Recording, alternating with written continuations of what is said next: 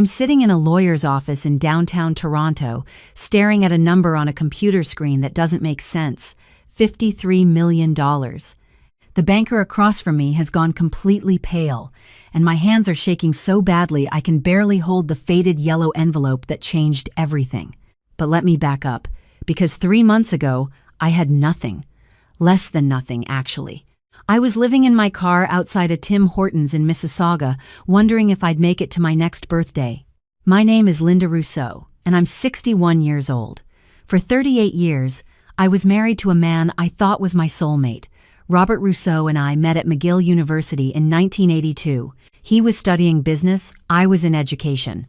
We got married in 1986, had our daughter Claire 2 years later. I became a French teacher at a high school in Montreal. He built a successful import-export business. We had what I thought was a beautiful life. When I turned 55 in 2018, I took early retirement. Robert said we had plenty of money, that I'd worked hard enough. I trusted him completely. Why wouldn't I? We'd been together for over 3 decades. He handled all our finances, all our investments. I never questioned it. That was my first mistake. My second mistake was not seeing what was happening right in front of me. In the spring of 2023, I started feeling tired all the time. Really tired. Not just normal fatigue. I went to the doctor, got some tests done. They found a mass on my pancreas. Cancer. The word hit me like a freight train going full speed through a crossing. Robert was wonderful at first. Drove me to appointments, sat with me during chemotherapy, held my hand when I couldn't stop crying. Claire flew in from Vancouver every few weeks to help. My younger sister Diane came up from Ottawa to stay with us. I felt so loved, so supported. The treatment was brutal. There were days I couldn't get out of bed, days I couldn't remember my own name from the medication. Robert started bringing home stacks of papers for me to sign. Insurance forms, he said. Medical authorizations. Updates to our will, just to be safe. I was so out of it, so sick, I just signed whatever he put in front of me. Don't worry about it, honey, he'd say, holding the pen steady for me. I'm taking care of everything. I trusted him. God help me, I trusted him completely. By October 2023, the cancer was in remission. Miracle of miracles, I'd beaten it. I was weak, I'd lost 40 pounds, but I was alive. I remember the day the oncologist told me the scans were clear. I cried for an hour straight. Robert held me and said, "See, I told you everything would be okay." 2 weeks later, he asked me for a divorce. I actually laughed when he first said it. I thought he was joking, that the stress had gotten to him and he was having some kind of breakdown, but his face was stone cold serious. "I'm leaving you, Linda," he said. We were sitting in our kitchen in Westmount, the house we'd lived in for 20 years. "I've already filed the papers. You need to move out by the end of the month." "What are you talking about?" I couldn't breathe. "Robert, what's happening?" "I want a divorce.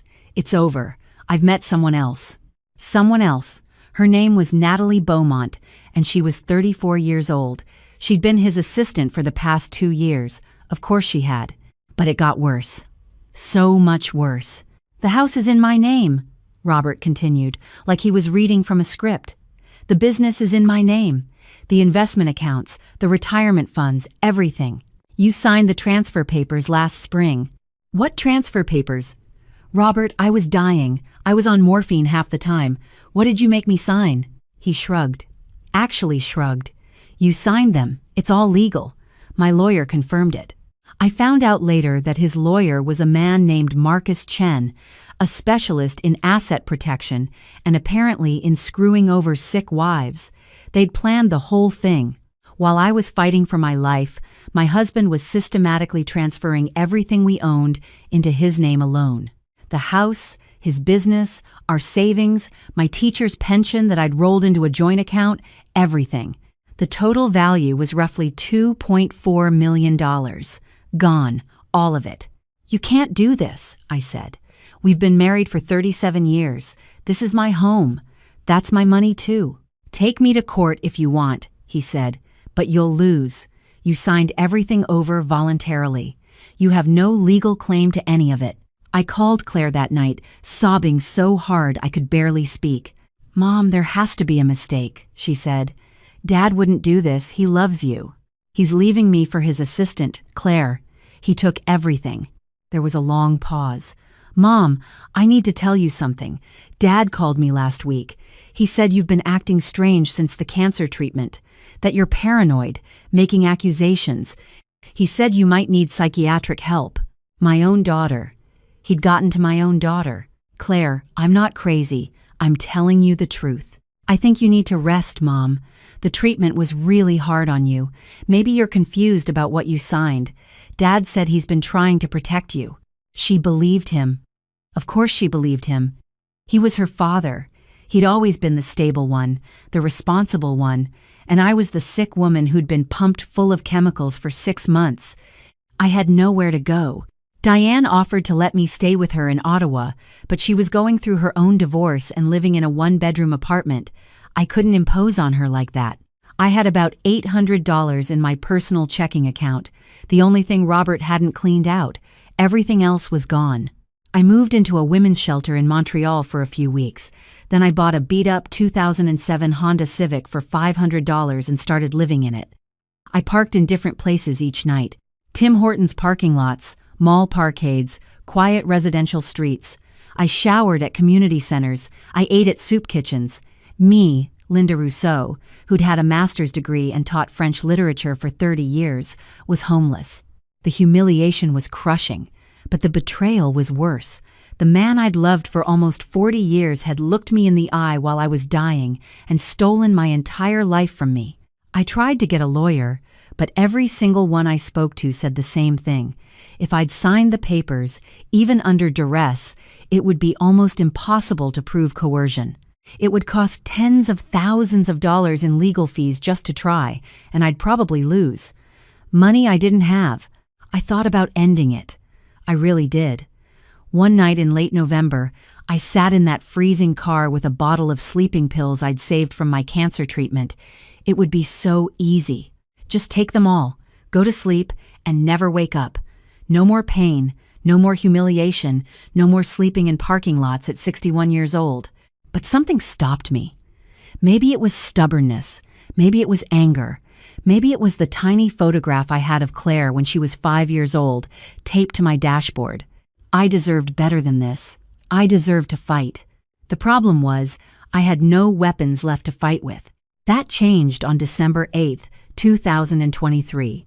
I was going through a cardboard box I'd salvaged from the house, one of 3 boxes that contained everything I'd been allowed to take. Old photos, a few books, some random papers. At the very bottom, wrapped in a plastic grocery bag, I found something I'd forgotten existed. A manila envelope, yellowed with age, with my maiden name written on it in my grandmother's handwriting.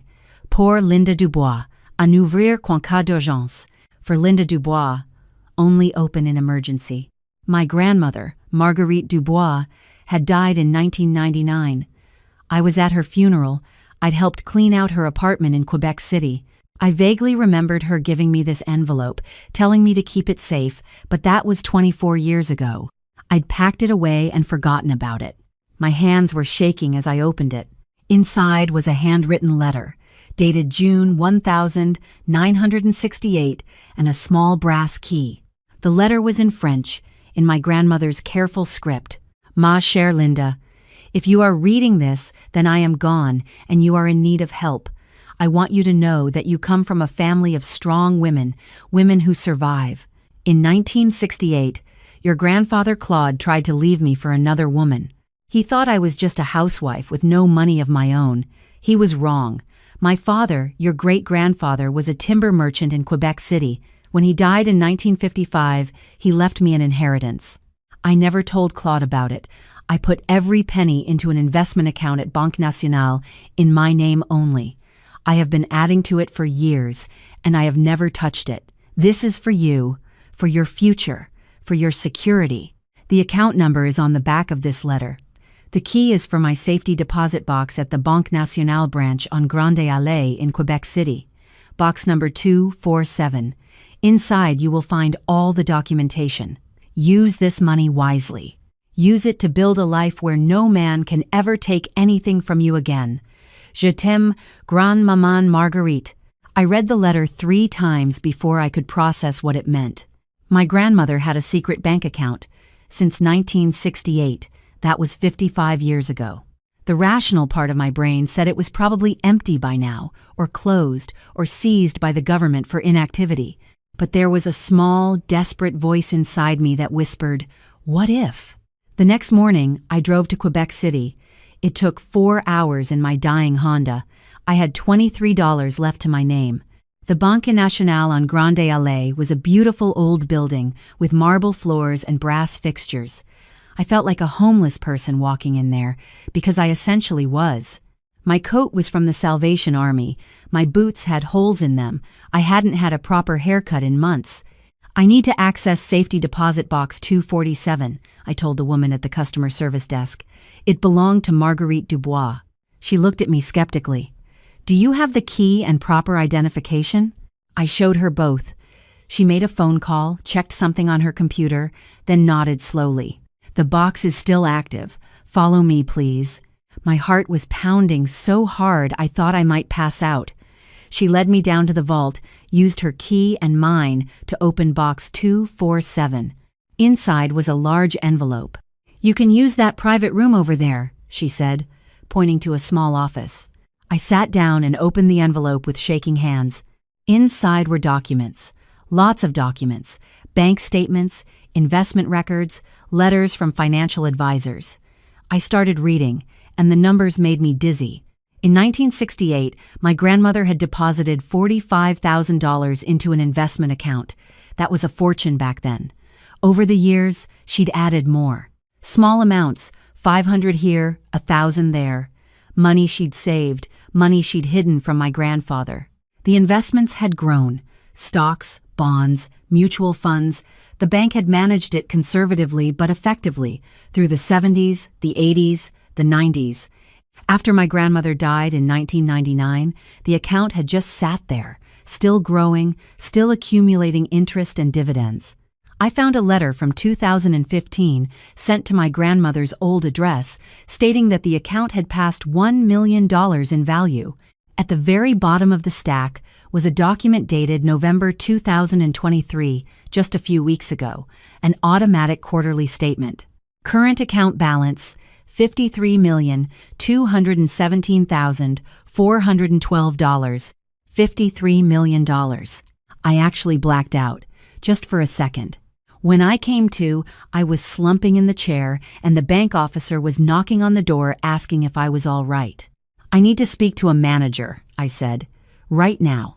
They brought me to a private office. I showed them the documents. A manager named François Bélanger went white as a sheet when he saw the account number. "Madame Rousseau, we've been trying to locate the owner of this account for years. The last address we had on file was your grandmother's apartment, but mail kept being returned.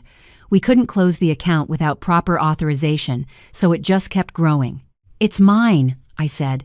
"According to this letter, my grandmother left it to me. We'll need to verify everything, of course. We'll need your grandmother's death certificate, proof that you're her heir, legal documentation. But if everything checks out, yes, this account belongs to you." I started crying. Right there in the bank, I sobbed like a child. Over the next 2 weeks, I worked with François and the bank's legal team to transfer the account into my name. My grandmother had written a will in 1997, leaving everything to me. I was her only grandchild. The bank had a copy on file. Everything was legitimate. Everything was legal. On December 22, 2023, I became the owner of an account worth $53 million. The first thing I did was book a room at the Fairmont Le Chateau Frontenac, the fancy hotel overlooking the St. Lawrence River. I took a bath that lasted 2 hours. I ordered room service. I slept in a real bed for the first time in months and cried myself to sleep, but this time they were tears of relief. The second thing I did was hire a lawyer. Not just any lawyer. I did my research and found one of the best family law attorneys in Quebec, a woman named Sophie Tremblay. Her retainer was $25,000. I paid it without blinking. "Tell me everything," she said. I told her about Robert, about the papers I'd signed while I was sick, about losing everything.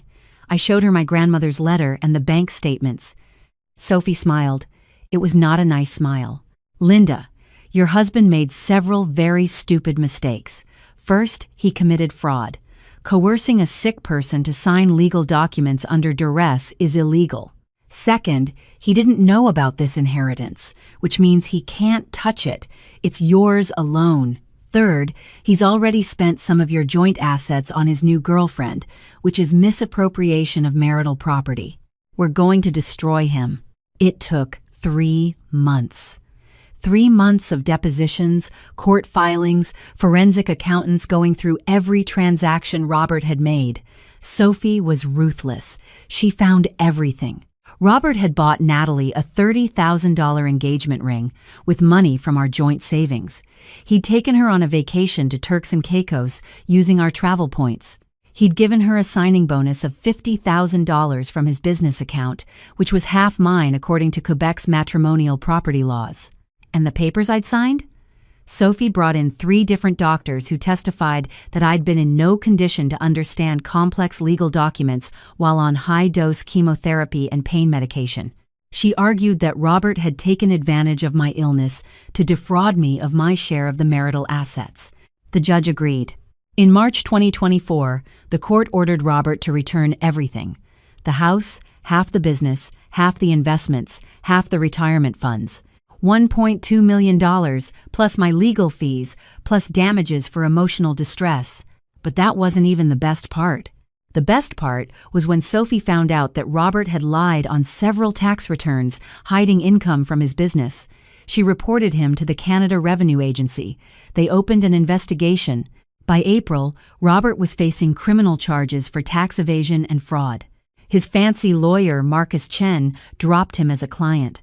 Natalie broke off the engagement when she realized Robert was about to lose everything. His business partners forced him out of the company. I watched his entire life collapse, and I felt nothing but satisfaction. In May 2024, I sat in a courtroom and watched Robert plead guilty to multiple counts of fraud and tax evasion. The judge sentenced him to 4 years in prison. He was 63 years old, and he was going to jail. As they let him out in handcuffs, he looked at me. Really looked at me, for the first time in months. "Linda, please," he said. "I'm sorry. I made a mistake. Please, help me." I stood up, walked over to him, and leaned in close. "You looked at me while I was dying of cancer and stole my entire life from me," I said quietly. "You turned my daughter against me. You made me homeless. And now you want my help? Go to hell, Robert." I walked out of that courthouse and didn't look back. Claire called me that night. She was crying. "Mom, I'm so sorry. I'm so sorry. I should have believed you. I should have listened." Part of me wanted to hang up on her. Part of me wanted to make her suffer the way I'd suffered. But she was my daughter, my only child. "Come to Montreal," I said. "We need to talk." She flew in the next day. We met at a cafe in Old Montreal, the same cafe where Robert and I used to have coffee when we were dating in the 80s. "I don't know how to apologize enough," Claire said. "Dad manipulated me. He lied to me, but I should have trusted you." "Yes," I said. "You should have. Can you forgive me?" I looked at my daughter, really looked at her. She had my eyes, my grandmother's chin. She was 36 years old, and she'd made a terrible mistake. "I can forgive you," I said, "but things need to change. You're an adult, Claire. You need to think critically, even about people you love, especially about people you love. Your father almost destroyed me because you believed his lies instead of listening to me. I know. I'll do better. I promise. And I'm not giving you any money," I said. "Not now. Maybe not ever. You need to build your own life, make your own way. I love you, but I'm not going to be the kind of mother who enables dependency." She nodded. "That's fair. But I'm here if you need me, for advice, for support, for love, just not for money." We hugged. It wasn't perfect, but it was a start. I bought a beautiful condo in Montreal's Golden Square Mile, overlooking Mount Royal. 3 bedrooms, floor-to-ceiling windows, a doorman. I furnished it exactly how I wanted, with art and books and comfortable furniture. I donated $2 million to cancer research at the McGill University Health Center. I set up a scholarship fund for single mothers going back to school. I gave $500,000 to women's shelters across Quebec. I traveled. I went to Paris, to Rome, to Barcelona, places I'd always wanted to see but never could because Robert said we couldn't afford it. Turned out we could have afforded it just fine.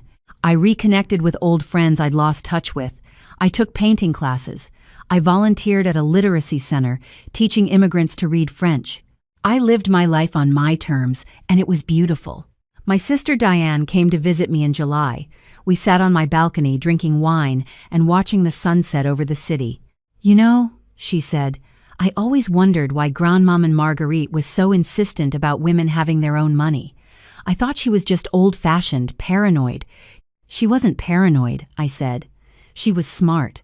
She survived what I survived, probably worse, and she made sure I could survive too." "You think she knew? That this would happen to you?" "I think she knew that bad things happen to women who trust too much. She gave me a way out." Diane raised her glass. "To Grandmaman Marguerite." "To Grandmaman," I said. I saw Robert one more time, about a year later. He'd been released early for good behavior, served only 2.5 years. I ran into him at a grocery store in Montreal. He looked old, broken. He was working as a cashier. "Linda," he said when he saw me. "Robert, you look good, really good." "I am good," I said. "I really am sorry. For everything. I was an idiot." "Yes," I said, "you were. Is there any chance? Could we maybe talk sometime? Have coffee?" I looked at this man I'd spent 37 years of my life with, this man who'd held my hand through chemotherapy and then robbed me blind, this man who'd betrayed me in the cruelest way possible. "No," I said, "we have nothing to talk about. You made your choices, Robert. Now live with them." I walked away and never saw him again. People ask me sometimes if I regret marrying him, if I wish I could go back and change things. The answer is complicated. I regret trusting him blindly. I regret not paying attention to our finances, not protecting myself. I regret teaching my daughter that love means never questioning, never verifying, never protecting yourself.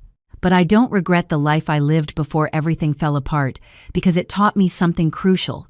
You can survive anything. You can lose everything and build it back up again. You can be betrayed by the people closest to you and still find your way back to yourself. My grandmother knew that.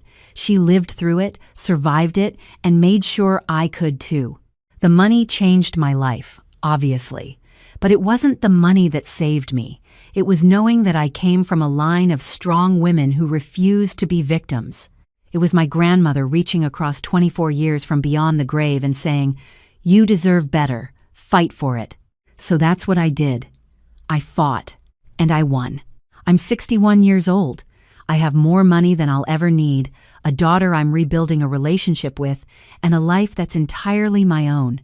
I sleep in a comfortable bed every night. I never have to worry about money again. I never have to depend on anyone. But more than that, I have my dignity back. I have my power back. Robert took almost everything from me, but he couldn't take that, and in the end, that's what mattered most. If there's one thing I want people to understand from my story, it's this. Love should never make you vulnerable to destruction. Trust, yes. Intimacy, absolutely. But never sign away your security. Never give up your independence. Never assume that someone's love for you will last forever. Protect yourself. Have your own bank account, your own money, your own plan. Know where the important documents are. Understand your family's finances. Don't sign things you don't fully understand, no matter how much you trust the person asking you to sign. And teach your daughters, your nieces, your young women friends. Love is not the same as blind trust. You can love someone completely and still maintain boundaries. You can build a life with someone and still protect yourself. My grandmother understood that in 1968. She loved my grandfather, but she protected herself. And because she did, I'm here today, whole and free. That's her legacy. That's what I'm passing on. Grandmama Marguerite saved my life twice, once when she set aside that money, and once when she taught me that surviving means being smart, not just being strong. I will never forget that lesson. And I'll make damn sure my daughter never forgets it either. Because we come from a line of women who survive, who endure, who protect themselves and each other. And we don't just survive. We thrive. That's the real inheritance my grandmother left me. Not $53 million, though that certainly helped. The real inheritance was knowing my own worth and never letting anyone take it from me again.